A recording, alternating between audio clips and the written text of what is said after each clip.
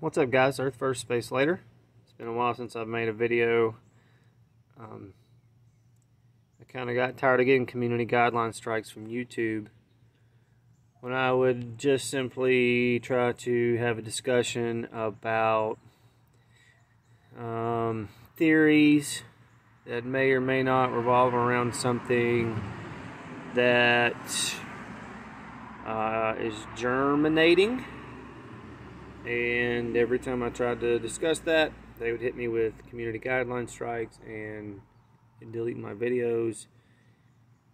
Got a little bitter about it, but you know, anyway, speaking of germination, the point of this video is just to show you guys kind of what I've been doing in the last couple years, or at least definitely the last year or so.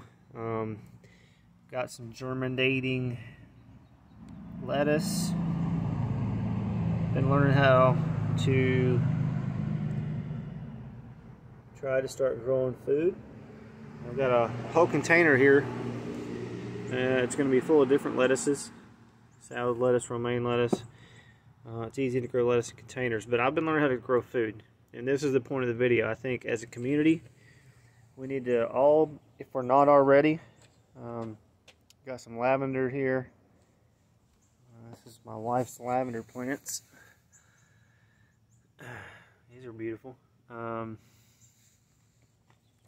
As a community, we need to learn, if we're not already, to start growing food. Because at some point, we may get to the point where we have to get together, not just on screens and the internet. Don't know, hope that doesn't come to that, but I'm talking about forming communities outside of the system that we have in place now, which we know is just not working and just not suitable for sovereign people.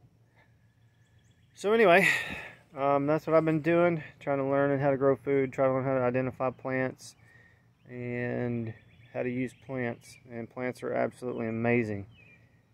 As most of you probably know, a lot of you are probably way further along than I am, but I was just going to say hi, give a little tour.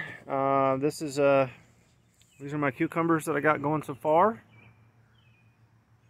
They're starting to produce fruit. I think the big one, I got a big one already over here. This is my big boy so far. He's the first out of the gate. But this thing right here it'll get all the way up to my roof. And I'll have cucumbers. I've only got really, I planted 4 actual cucumber plants, which is what you see here. And then I just had, looks like 1, 2, 3, that's a creeping cucumber. But all of those just came up from last year.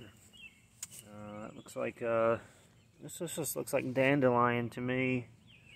I got a small bed here that I've just got everything that I put in there. It didn't really come up, but I've got some nice cabbage, and this tomato plant came up from last year. I didn't even plant that. That's some more salad lettuce. I've got these big elephant ear things that my wife likes to grow. These are pretty cool to watch because they start so small and then they're just gonna go crazy. That one looks a little yellow, but more of that. Blackberries, blueberries. These are gonna start probably fruiting next year. We just got them. This raspberry bush has actually got some raspberries coming in. I didn't think that I'd get any fruit this year on this thing, but uh-oh. Yeah, I'm getting some fruit here, but the ants are on it. May have to put some neem oil on that. I may have to look that up. I'm not sure if we can. I think you can put neem oil on just about anything. Figuring out how to keep the pests at bay, the insects, the animals. Gardening is hard work, but it's worth it. So I've got pepper plants over here. What we got here? We got some sweet banana peppers. I've got a lot of these things sitting pretty close to each other. But I'm trying to see how close I can grow things in raised bed gardens, because it's not traditional farming where you had to have enough room to be able to walk between plants and harvest them. Another tomato plant. Again, I had one here last year, didn't plant anything, but it came up. It's already fruiting for me. I've learned that pruning tomato plants, if it's a indeterminate tomato plant, which I just learned what that was this year, is important. It keeps the airflow going and such. I've got a bunch of Tabasco pepper plants here. They haven't started fruiting yet. Got this is a habanero plant. Love some hot peppers. This is another hot pepper. Havasu. I've never grown this one before. So we'll see how that does. These things right here came up out of nowhere. I didn't know what they were. I was about to pull them out, and the only thing I can think of is that I had some seeds that got thrown into this bed. These are sunflowers, and I've never planted sunflowers before. These things are amazing. They track the sun all day long, and they're already 4 feet tall. And so I must have I must have thrown some seeds down here on the ground last summer, fall, and because I had about 10 plants pop up. I thinned them down to 3. And then here I've got cayennes. I'm starting to get little peppers all over these. Just little baby peppers. Cool stuff. We'll see how good they grow being that close together. But I think that you can grow things a lot closer together in areas where there's no traffic, as long as you have enough nutrients in your soil. Just harvested an entire harvest of radishes 2 days ago, and I've already got, I replanted some wow, I just saw these for the first time, guys. I've got 2 days ago I planted these seeds, and I've got radishes coming up. Radishes are very easy to grow. They're very rewarding because for a beginner, you can easily grow them. I'm trying to learn how to propagate. That's a tomato plant that I clipped, or I pruned, and I'm trying to propagate a new plant. We'll see if that works out. This is my raised bed garden. I mean, this is the big one. Lumber prices and inflation are so insane, I decided to get cinder blocks, and they're less than $2. Put them all together, filled them up, and started a bed. Probably going to take this fire pit out. I might put it somewhere out in the yard somewhere. But I'll probably take this fire pit out, and then maybe come over on this side with maybe another cinder block garden or something next year. But all these little outside pots, the cinder blocks afford you a place to put what I've chosen to put: flowers, petunias, marigolds, and these help attract the bees, so because you need pollination for your fruits and vegetables. And they're beautiful, and they also help repel insects. Got a big old thing of chives right here. But we got some bush beans taken off. Yep,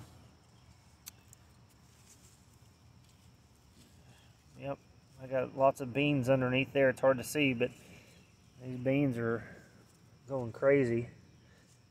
Okra over here. Okra's on its way. I'm starting to see, I'll show you, I'll go around the other side. Looks like I'm starting to see some things for the first time. Maybe some actual baby okra coming up. Excellent. I've got some damage where the deer were eating.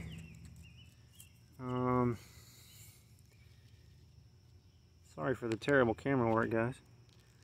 You can see right here where the deer's been eating this stuff like salad, and I had to put up netting, and I used this trick of Irish Spring soap. Apparently deer don't like Irish Spring soap. Well, they don't like soap in general. It doesn't have to be Irish Spring, but they just don't like the fragrance. So, as you can see here, got some definite green beans going on, man. Got some Brussels sprouts, rosemary, more pepper plants, tomatoes that we've been pruning, that I've been learning how to prune in between down here, like below the tomatoes. I got spinach, Swiss chard, trying to keep these tomatoes pruned enough. Looks like I got more growth right here. I'm going to take these off gently. I don't have my pruning shears with me, but trying to keep tomatoes pruned enough to let the sunlight get to some of the things down here that don't necessarily want to be in the sun all day long, but enjoy a good amount of sun. So underneath some of the shade helps them out. But yeah, basils. I got purple basil and green basil, and I'm just not sure. Oh, my dill plant is not doing very well. I got a dill plant right here. Dill is great for making I'm going to try to mount this up. I may have to give this guy some attention. I don't know what's going on with him. He looks like he might have a disease. I don't know. Very limp. We've had some crazy rain though. But the basil, I've noticed in some of these plants, when you start to see these tall growths when they flower, some plants, they don't like the high heat, and they will start to what they call bolt and try to go back to seed. So if that's the case, then I'll end up just harvesting what I can off of those and use them. But I got some serious peppers on this guy, and this guy's not even supported it in any way. I think this is a gypsy pepper plant. So sweet pepper should be I think gets orange or red when fully ripe. So hopefully we'll be able to enjoy that with plenty of peppers to come. Who's this guy? What's your name, dude? Hey man. Hey man, what's your name? Hey. Oh no, it's okay. I don't know if you're like oh, he left. Scared that little guy off. I don't know if he's like good for the garden or bad.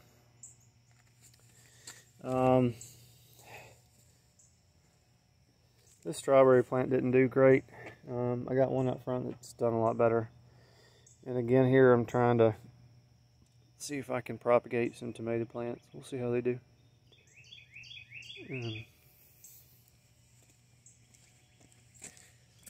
And then right here, this is Brussels sprouts. I'm hoping that this guy just gets so big and gives me a ton of Brussels sprouts.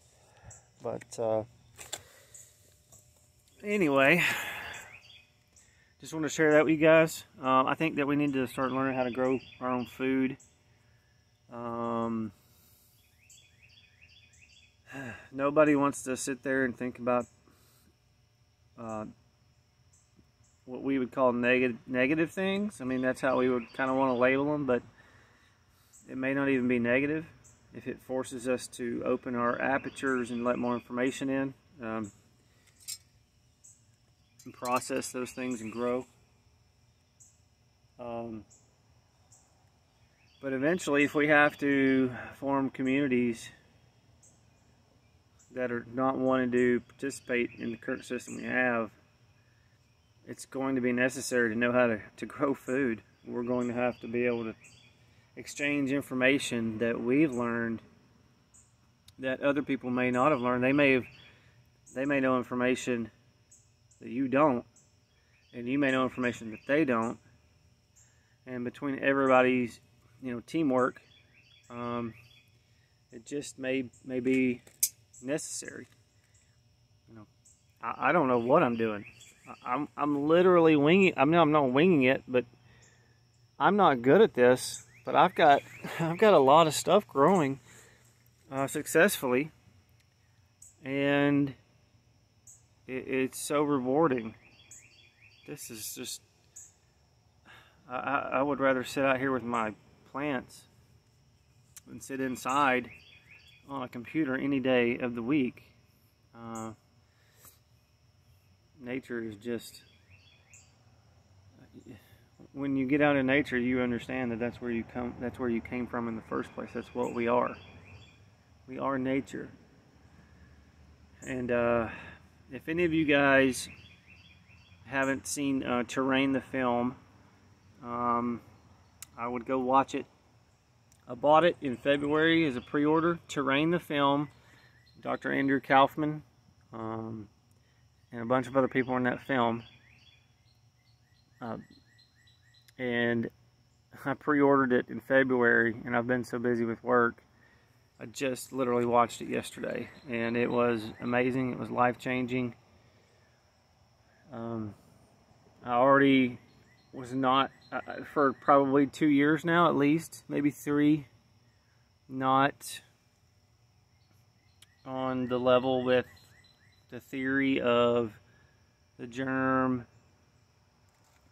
the nation thing, and every time I talked about it, I got penalized for it on this platform, so I kind of stopped. But you need to go watch that film. It's amazing. If you haven't seen it, go watch it. If you have seen it, what the most amazing thing that I took away from it was the end, where they were showing water and what water does, and that water has memory, and that water is sentient, and that water basically can communicate. And it made me change my whole outlook on what we are and where we are. And it doesn't even necessarily matter the shape. It's obviously not what we were taught in school as far as a round rock with water on the outside, shooting through a vacuum and a void. Obviously not that, but water itself seems to be, maybe, and this is my own opinion, or this is my theory. This is my theory that maybe. And if you guys have more information about this that you could link to me or share with me, I would love to see it, because this is literally me just, I haven't studied this. But water seems to be the essence of this place, along with ether. But water,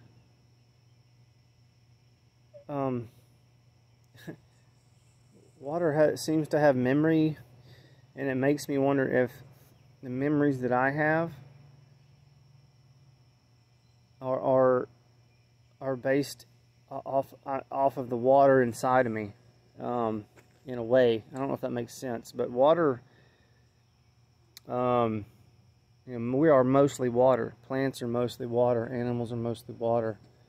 Water is in everything that has life. It seems like in this place that's alive and moving, sentient and active, and I think that there may be a secret in the water that is how we're all connected, because the oceans are all connected.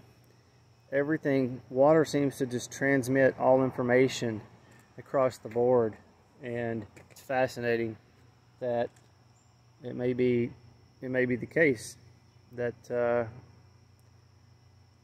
know, because when we die, we lose our water. You know, the water leaves us. It evaporates. But if you watch that movie Terrain, you'll see some things about water, how water can actually communicate as well. Communicate with us. It's amazing. I wasn't expecting it, and the end of the movie absolutely floored me.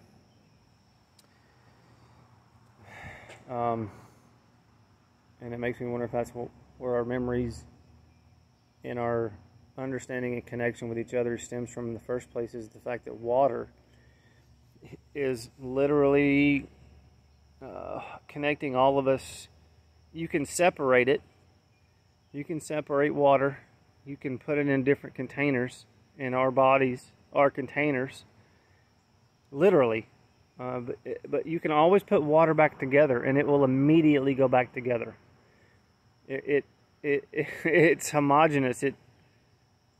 And if it remembers things when it's individuated in someone's body, and then when that person dies and it goes back into the pool, so to speak, that would make a lot of sense of how that stuff works. Like, it's just a continual collection of consciousness that never stops. It's amazing. If any of you guys could teach me anything about that, that would be awesome. So, I know a lot of people won't make it this far in this video, but that's my take on water. Oh, why is this out here? It's a banana peel. So, this is my compost bin from my garden. I put some scraps in here yesterday, and I've already got some awesome flies and maggots. It's going to help me continue to break that down. Got wood. Need wood. Make fire. Haha. All this wood is from either cutting branches, or I had a big one fall out front that I had to cut up. Almost landed on the house last week, but my little chopping block station there, right there, got a chopping block. But we got to become more self-sufficient and learn. My goal is to eventually have a farm or a homestead. This is what I got right now. I got a little concrete pad out back behind my house, and that's what we're doing. Just trying to learn and share. So that's it, guys. I love you. I love all of you guys. If you made it this far in this video, you're amazing. Keep doing what you're doing. Keep loving each other. Just keep rocking on, man. We're gonna take responsibility for this eventually. We're all still little bitty kids in diapers, man. We think that we know, like, we don't know stuff. We don't know nothing. We are learning how this world works and how we work, and it's incredible to really engage in that process and try to figure out what it means to be human. And the mystery of it is necessary. You know, the not knowing, I think, is what makes this place what it is. The mystery, the not being able to know everything, that's the allure. That is the allure of this place. And death is the same thing, man. We don't have to be afraid of death. Death is just the next opportunity to grow. And it's part of it. If there was no death, this place would suck. That's kind of my opinion, at least where I'm at right now. Maybe that could change. Maybe one of you guys could change my mind, but I don't see. I mean, if we were here and we could live forever, I think that would be terrible. I think at some point you would just get so frustrated with not being able to kind of move on. At least if you're talking about you know, being a human and our limitations and our level of not understanding. And I think that's where the allure for the people who are all into the wanting to merge with machines and computers, that's where they're coming from. They want to get past that. They want to. They don't want that mystery anymore. They don't want that pain. But we don't live. We live here. If there wasn't black, you wouldn't know what white is. If there wasn't dark, then you wouldn't know what light is. We live in this place where you've got to be able to compare things to other things.